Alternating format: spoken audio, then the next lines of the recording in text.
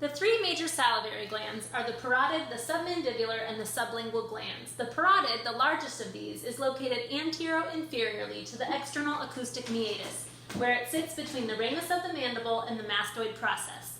Saliva drains from the parotid gland via the parotid duct into the vestibule of the oral cavity opposite the second maxillary molar.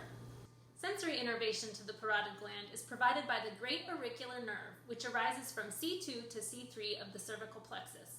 Sympathetic innervation occurs via postganglionic sympathetic fibers from the superior cervical sympathetic ganglion. These reach the parotid gland via the external carotid plexus. Parasympathetic innervation to the parotid gland occurs via the lesser petrosal nerve, a branch of cranial nerve 9, the glossopharyngeal nerve.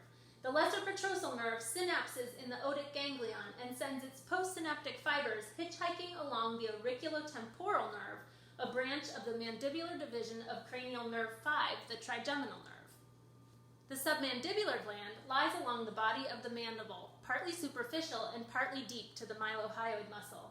The submandibular duct passes from lateral to medial, running just superficial to the lingual nerve before opening via 1 to 3 small orifices on either side of the lingual frenulum.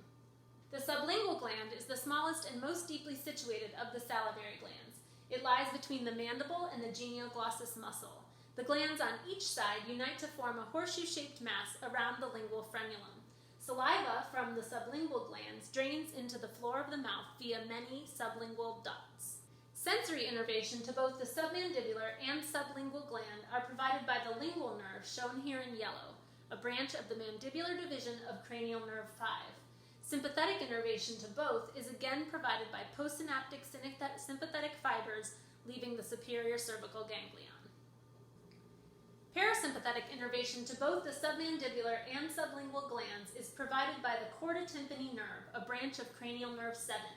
Presynaptic parasympathetic fibers of the chordotympany hitchhike along the lingual nerve to reach the submandibular ganglion, where they synapse and innervate the submandibular gland before hopping back on the lingual nerve to reach and innervate the sublingual gland.